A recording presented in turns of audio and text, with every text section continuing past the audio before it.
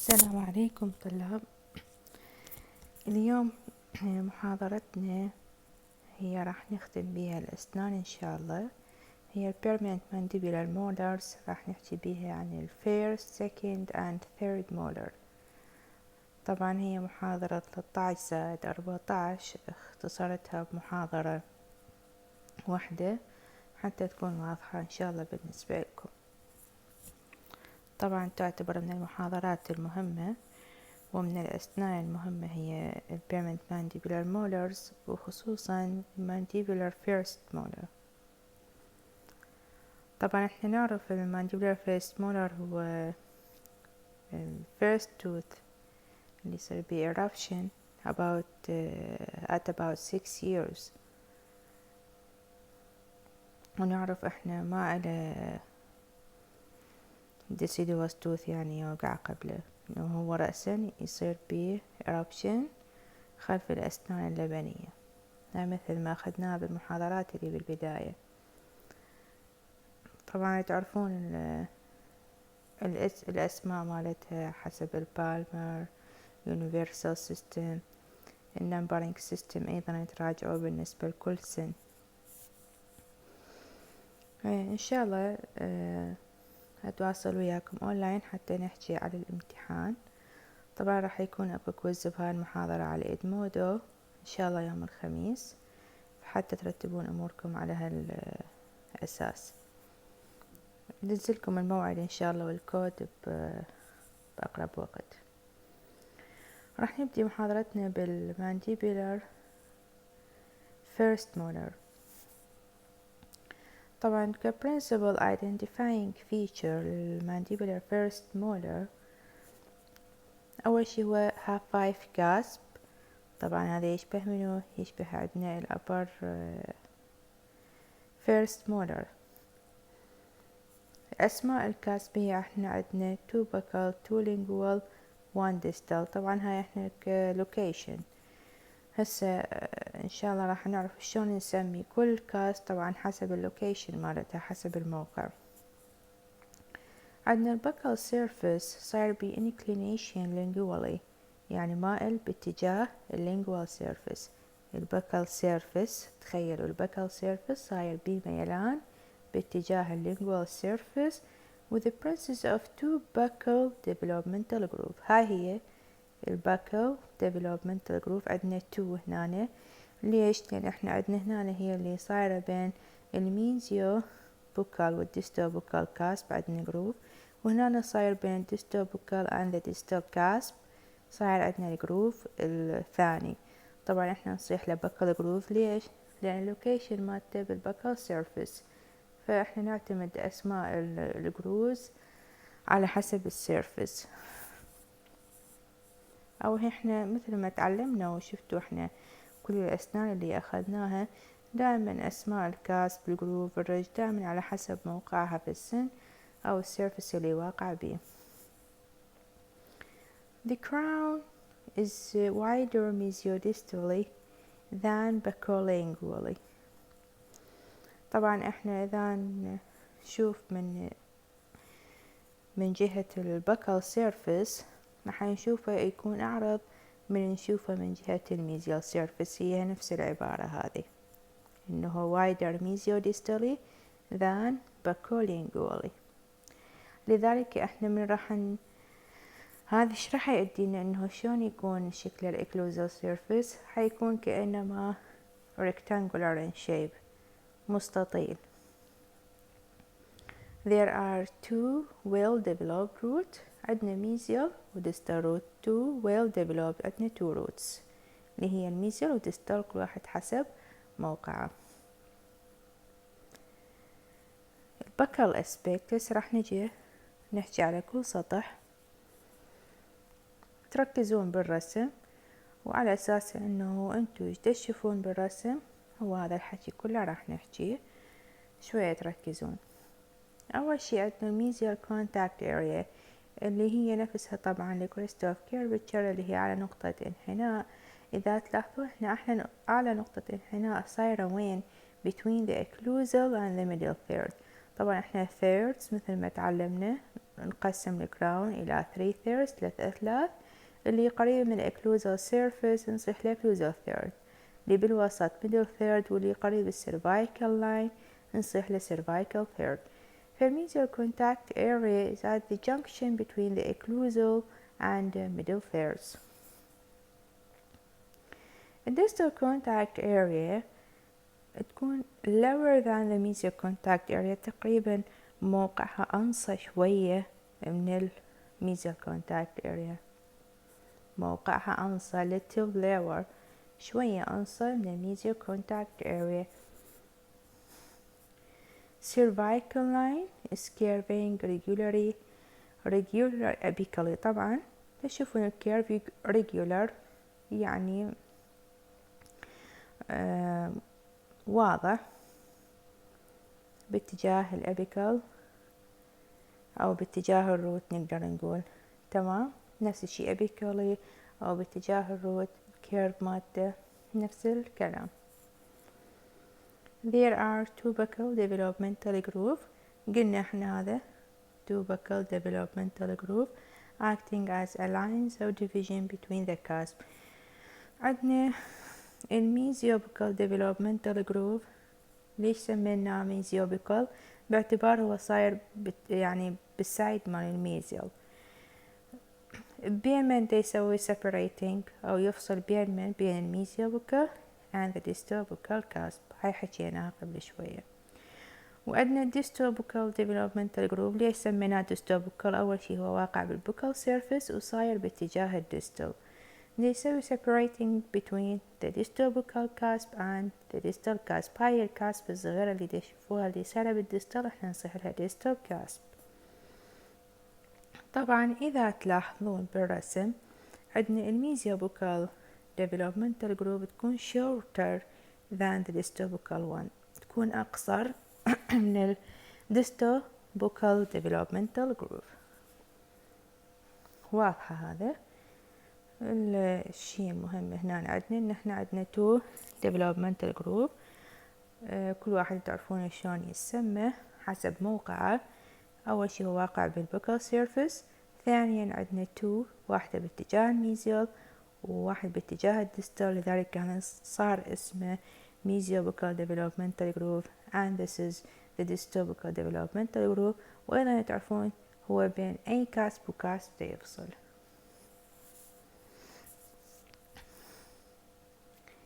نكمل البكال سيرفيس.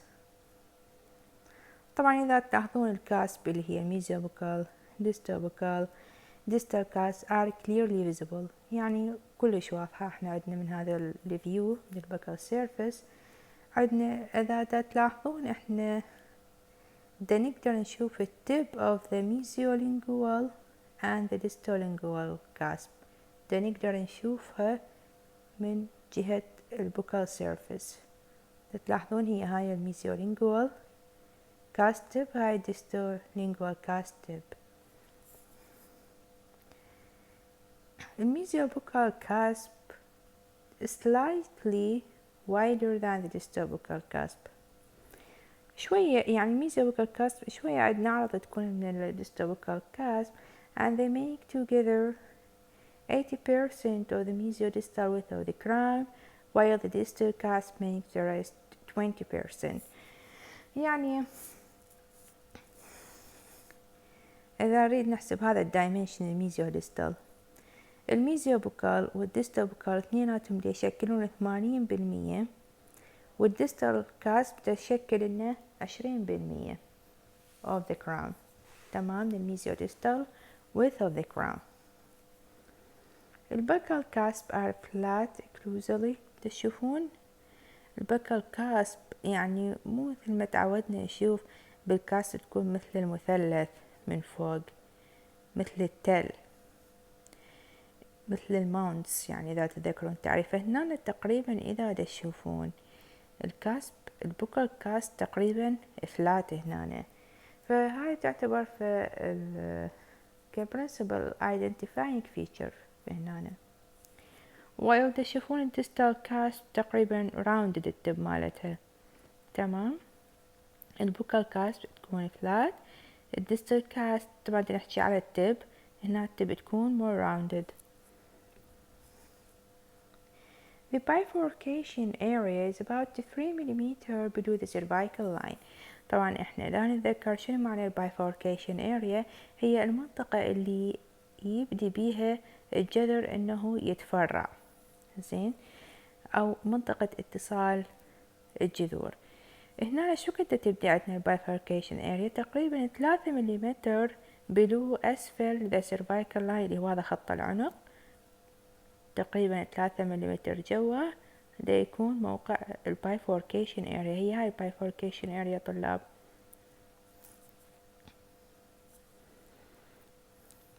طبعا احنا نصيح لها bifurcation لان هي between two roots.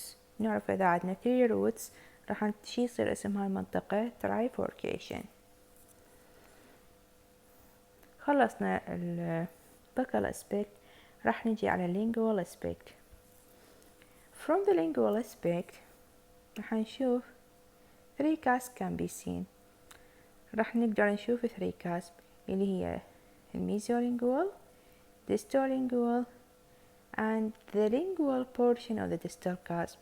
هاي الديستال cusp نقدر نشوف من عندها lingual portion، من عندها القسم portion يعني الجزء، جزء lingual من الديستال cusp نقدر نشوفه من lingual aspect. الميزولينجوال cusp إذا تلاحظون هي the widest cusp mesodistally، يعني قياس الميزوديستال، and has the highest cusp tip. تشوفون هي أعلى cusp tip عندها، يعني هي أيضا تعتبر كأعلى cusp. هنا عندنا هي الميزولينجوال cusp. where the distal cusp has the lowest cusp tip. هاي هي الديستال cusp، تشوفون هي lowest يعني أنصى tip عندنا هي من lingual view أو من جهة lingual aspect.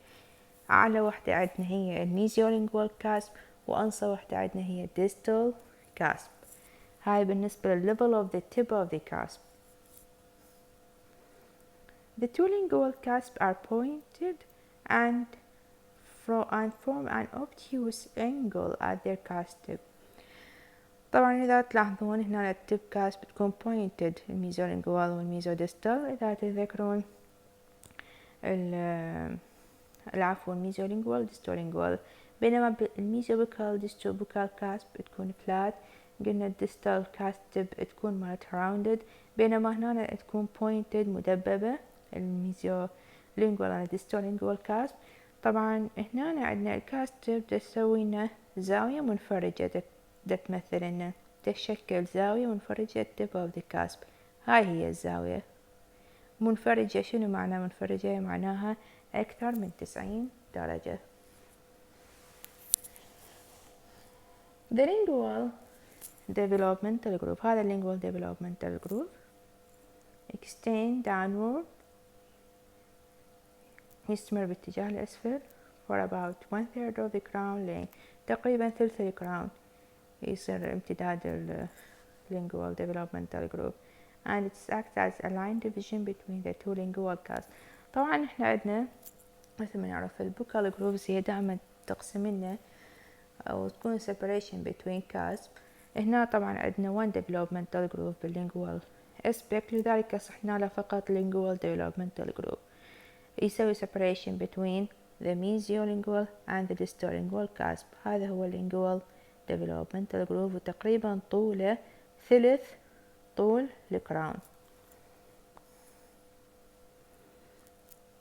الميزيال aspect، the crown is rhomboidal with a lingual tilt of the buccal outline.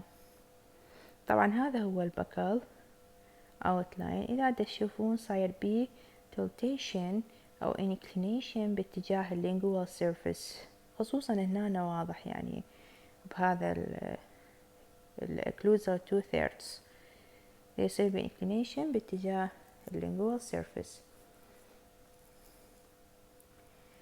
الbuccal outline of the crown is convex، يكون محدب from the cervical line up to the junction between the cervical middle third forming the buccal cervical ridge.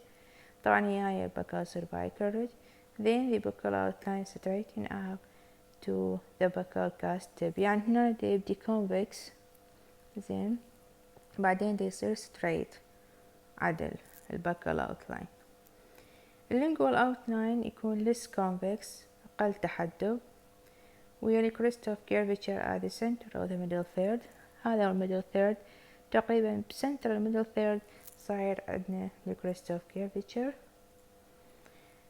the buccal cusp مثل ما حكينا هي دائما احنا عندنا الbuccal cusp تكون flat and the lingual cusp is sharp أو pointed with a greater cusp height. طبعا احنا اذا تذكرون حتى احنا من الbuccal view نقدر نشوف lingual cusp معناها هي أطول ومن lingual aspect ما نقدر نشوف الbuccal cusp لأن هي أطول. فهذا شي بديهي احنا عرفنا احنا lingual cusp بصورة عامة اثنيناتهم يكونون أطول من الbuccal cusp. distal aspect the crown is shorter distally than mesially. طبعا من جهة الديستال الكراون يكون أقصر من الميزيال لذلك احنا راح نشوف معظم الإكلوزال سيرفيس من هذا الفيو من الديستال اسبكت. إذا تلاحظون حتى بالرسم واضح احنا دا نشوف معظم الإكلوزال سيرفيس عكس الميزيال سيرفيس كلش ما دا نقدر نشوف فقط الميزيال بوكال والميزيال لينجوال كاسب. تمام. A distal cusp is located buccal to the center buccolingually. شنو معناها؟ إذا تذكرون بالرسم يعني هي أصلا البكال كاسب واقع باتجاه البكال سيرفيس أكثر. Distal cusp is located buccal to the center buccolingually. Cervical line is irregular. هنا cervical line irregular يعني غير متساوي أو الكيرف مالته مو كلش واضح صاير كيرف irregular. الديستال روت إذا تشوفون هنا يكون narrower buccolingually than the mesial root لذلك احنا دا نقدر نشوف جزء من هنا إذا شواه الجزء البسيط من الميزيولينجوال روت نقدر نشوفه من هنا. العفو الميزيال روت هو احنا مو ميزيولينجوال روت احنا عندنا ديستال روت ميزيال روت كل واحد حسب اللوكيشن مالته. نجي على الإكلوزال أسبكت. طبعا كلش مهم الرسم مال الإكلوزال أسبكت of the mandibular first molar. أول شي الإكلوزال outline قلنا يكون rectangular in shape هاي حكيناها and it is larger mesiodistally than buccolingually by 1 millimeter. طبعا هو larger ب 1 millimeter يعني مو تتخيلوها هواية لأن احنا نتعامل ويا أسنان صغيرة. Buccolingual measurement of the crown is greater on the mesial side than on the distal and the mesiodistal measurement of the crown is greater on the buccal side than on the lingual. شنو معنى هذه العبارة؟ إذا تشوفون هذا الميزيال هذا الديستال طبعا هذا buccolingual. الbuccolingual زين of the crown is greater on the mesial side than on the distal. تشوفون هنا يعني كأنما طبعا هو مو كله في الدايمنشن واحد لذلك هنا دا نشوف greater جهة بالقسم الميزيال أطول أو greater than the distal side. وإذا حنجي نحكي على الميزيال distal width راح نشوف greater هنا بالبوكال than the lingual side. طبعا ليش احنا هنا عندنا 3 كاسب اكيد الدايمنشن حيصير اطول من هنا اللينجوال سايد. واضحة ان شاء الله هذه النقطة. طبعا there are 5 كاسب مثل ما احنا قلنا عليهم ونقدر نشوفهم اكيد كلهم من الاكلوزال سيرفيس اللي هي الميزيوبوكال اللي هي the largest one اكبر وحدة هي الميزيوبوكال then منو عندنا الاكبر هي الميزيولينجوال and the distolingual then the distobuccal and then the distal cusp هي smallest. طبعا هذا الترتيب ينحفظ من الأكبر للأصغر: mesiobuccal, mesiolingual, distolingual, distobuccal, and then the distal cusp. There are 3 fossae, 1 major and 2 minor. major يعني هي الرئيسية أو الكبيرة احنا نقول عليها، الماينر هي الصغيرات أو المصغرات. الميجر فوسا هي السنترال فوسا، هاي اللي تكون بالوسط، which is roughly circular in shape، تكون دائرية and centrally placed on the occlusal surface، واقع بالcenter of the occlusal surface. هاي هي الميجر فوسا السنترال فوسا. الماينر فوسا هي الميزيال triangular fossa، okay، and located distal to the mesial marginal ridge. طبعا هي هذا الميزيال marginal ridge هي واقعة وين؟ باتجاه الديستال هنا. عندنا distal triangular fossa is located mesial to the distal marginal ridge. هذا الديستال marginal ridge هي واقعة باتجاه الميزيال. إذن عندنا 3 fossa اللي هي الميجر fossa central fossa and 2 minor fossa اللي هي distal triangular fossa and mesial triangular fossa. عندنا 4 developmental grooves.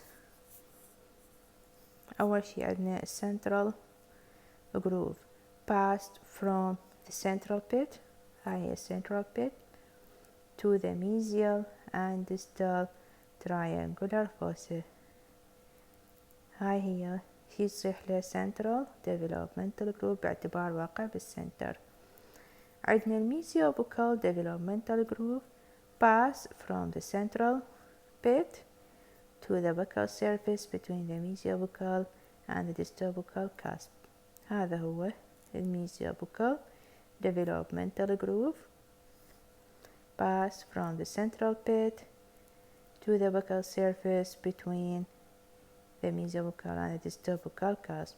طبعا هو نفس هذا اللي يمتد للbuccal surface. عندنا distobuccal developmental groove pass from the junction with the central groove in the distobuccal direction separating the distobuccal and distal cusp. طبعا هو هذا نفسه اللي يمتد بالbuccal surface، يبقى نفس الاسم طبعا هو distobuccal cusp. تشوفون هنا صار في junction هنا زين with the central groove in the distobuccal direction، okay، يعني هو صاير كأنما تفرع من السنترال جروف، هذا معناها. عندنا lingual developmental groove اللي يكون irregular شكله pass lingually between the cusp of the mesiolingual and distolingual cusp. طبعا أيضا دا يبني عندنا من السنترال بيت باتجاه lingual surface اللي دا يقسم لنا التو cusp اللي أيضا يمتد وين عندنا lingual surface اللي ينصح له lingual developmental groove. طبعا هسه خلص الحكي على المانديبولار first molar، إن شاء الله يكون واضح. راح نبدي بالمانديبولار second molar اللي هو تقريبا عبارة عن فروقات ويا المانديبولار first molar. أول شي طبعا هو يعتبر smaller than the first molar in all dimensions، يعني من جهة البوكولينجوال ميزيوديستال occlusally هو يعتبر كله أصغر من المانديبولار first molar. It has 4 well developed cusp، 2 buccal and 2 lingual of nearly equal size، تقريبا نفس الحجم الكاسب مال المانديبولار second molar، وعندنا 4 كاسب فقط مو 5. ما عندنا distal cusp but the distobuccal cusp is larger than that of the first molar. طبعا ليش احنا عندنا صارت هنا أكبر الديستوبوكال cusp؟ باعتبار مثل اللي صار اندماج اللي هي distobuccal والديستال cusp، فهي صارت هنا عندنا cusp وحدة، فأكيد حتصير أكبر من الديستوبوكال cusp of the mandibular first molar. It has 2 roots same as the mandibular first molar، 1 mesial and 1 distal. They are broad buccolingually, but they are not as broad as those of the first molar, nor are thus widely separated. طبعا يكونون وايد buccolingually بس مو أعرض من اللي عندنا بالمانديبولار first molar. mandibular first molar تكون أعرض، الروتس عندنا buccolingually. وطبعا ما تكون widely separated، مو كلش يعني منفصلة الروت مثل المانديبولار فيرست مولر. راح نبدي بالأسطح، وأيضا هو مقارنة ويا المانديبولار فيرست مولر. The crown is shorter cervico-occlusally and narrower mesiodistally than that of the first molar. احنا قلنا عموما هي all the dimension is smaller than that of the maxillary first molar. There is only one developmental groove اللي هو احنا هنا طبعا حنصيح لبكال developmental groove باعتباره واقع بالبكال surface. إذا تتذكرون بالمانديبولار first molar جعلنا mesiobuccal and distobuccal developmental groove. طبعا هذا البكال developmental groove ده يسوي لنا separation between mesiobuccal and distobuccal cusp. Both mesiobuccal and distobuccal cusp are nearly equal in their mesiodistal measurement. تقريبا قلنا احنا الكاسب يعني نفس القياسات هنا، فتقريبا هو نفس الميجرمنت mesiodistally. Cervical line in many instances points sharply to the root bifurcation. ده تشوفون طبعا cervical line irregular. The roots are shorter than that of the first molar. طبعا الروتس تكون أقصر. They are usually closer together، أقرب سويتين. قلنا separation مالتهم أقل، فراح يعتبرون أقرب لبعض، وأيضا يكونون parallel to each other. parallel يعني متوازيين. Lingual aspect. The crown and root converge lingually but to a slight degree. احنا هاي حكيناها الconvergence باتجاه اللينجوال معناها يقل، او taper طبعا نفس الشيء، انه يقل قياسه تدريجيا باتجاه اللينجوال surface بس to slight degree، يعني فد درجة كلش خفيفة هذا الconvergence اللي يصير بيه. Therefore the detail of mesial and distal surface may be seen from this aspect. يعني احنا نريد نعلل احنا ليش من lingual aspect of the mandibular second molar نقدر نشوف جزء من mesial و distal because of the convergence of the crown lingually. The mesiodistal dimension cervically is greater than that of the first molar. طبعا الميزوديستال dimension هنا بس بالcervical area يكون أعرض من الفيرست مولر. الميزيال aspect. Buccal cervical ridge is less pronounced compared to the first molar. buccal cervical ridge اللي هنا عندنا تكون less pronounced، أقل وضوحا اللي موجودة بالفيرست مولر إذا تذكروها البكال cervical ridge. الميزيال root has somewhat pointed apex. ده تشوفون تقريبا pointed apex، مدبب تقريبا الميزيال root. distal root. From this aspect this tooth is similar from to the first molar، تقريبا يشبه الفيرست molar انه عندنا يكون اقصر، لذلك كده نشوف اكثر من الاكلوزال surface except for the absence غياب الديستال cusp and the distobuccal groove. طبعا انه احنا هنا عادة انه ما عندنا distal cusp و distobuccal groove، ما يقدر نشوفهم لانه اصلا احنا ما عندنا distal cusp. The contact area is centered on the distal surface. طبعا contact area with the neighboring teeth تقريبا center. هسه هنا عندنا بالديستال surface buccolingually and is centered between the cervical line and the marginal ridge. يعني إذا من marginal ridge لحد cervical line أو من البكوlingual تقريبا واقع بالcenter of the distal aspect اللي هي distal contact area. الإكلوزال aspect تشوفون هو يعني مجرد فد شرح مبسط عن المانdibular second molar، لأنه هو تقريبا يشبه الفيرست molar بس بفروقات بسيطة. الإكلوزال surface أيضا يكون rectangular in shape، أيضا يكون مستطيل. The small distal cusp is not present and there is no distobuccal groove. ما عندنا احنا هنا distal cusp، لذلك بالتالي ما راح يكون عندنا distobuccal groove. البكل and lingual developmental groove. هاي هي البكل، ها هو lingual developmental groove. meet the central developmental groove at right angles، يعني دي يلتقون بالcentral groove at right angle بزاوية قائمة. تشوفون ان انا هالزاوية زاوية 90 تقريبا، دي يلتقون كأنما صاير زائد. developmental grooves هنا عندنا cross. These grooves form a cross dividing the occlusal surface into 4 parts that are nearly equal. احنا قلنا الكاسب تقريبا متساوية بالحجم، فهذا الكروس تقريبا دا يقسم لنا الاوكلوزال surface into 4 parts إلى 4 أجزاء اللي هي الكاسب طبعا. Unlike the first molar, the occlusal surface is not smooth.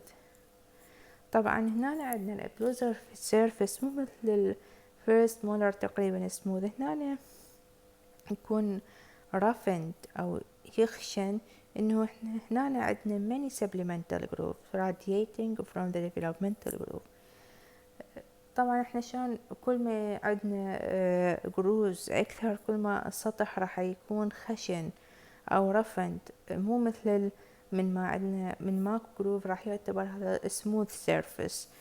تمام، فلذلك يكون هذا يعني more roughened because of the presence of more supplemental groove radiating، يعني متفرعة من ال developmental groove. نجي هسه فد حكي بسيط عن المانديبولار third molar. فهي بس principal identifying features. This tooth varies considerably in different individuals and present many anomalies both in form and position.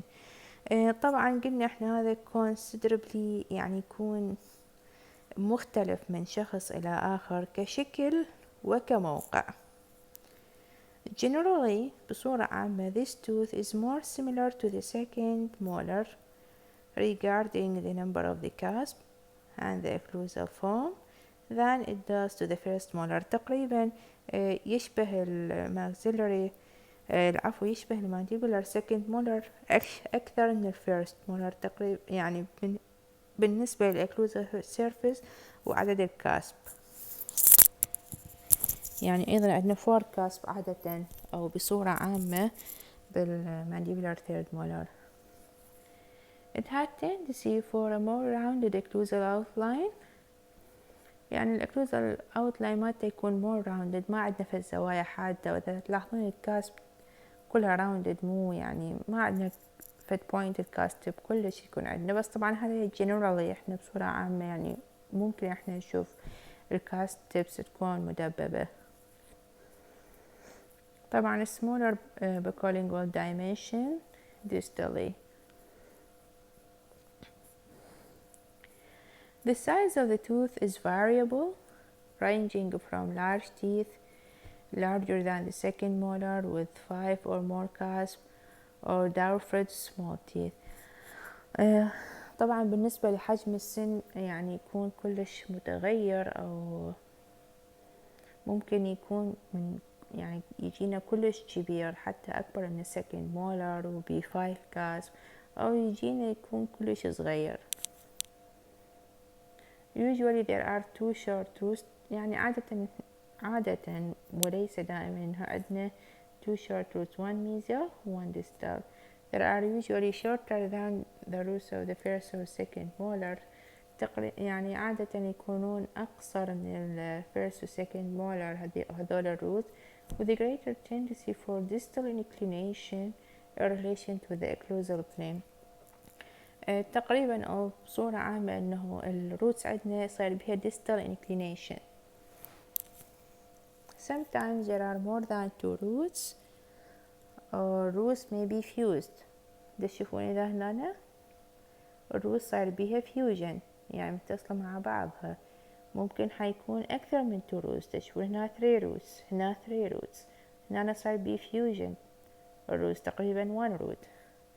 لذلك احنا نقول دائما الثيرد مولر ما عندنا يعني ما عندنا فد حجم أو شكل ثابت مثل بقية الأسنان. حتى تشوفون هنا الأوكلوزال سيرفيس يعني واحد يختلف عن الآخر. طبعا the tooth could be congenitally missing. هذا نفس الحكي بالنسبة حتى لل upper third molar، اثنيناتهم ممكن يكونوا congenitally missing. طبعا هنا خلصت محاضرة طلاب، إن شاء الله تكون واضحة. إن شاء الله أخبركم عن الكويز بأقرب وقت. بالتوفيق للجميع يا رب.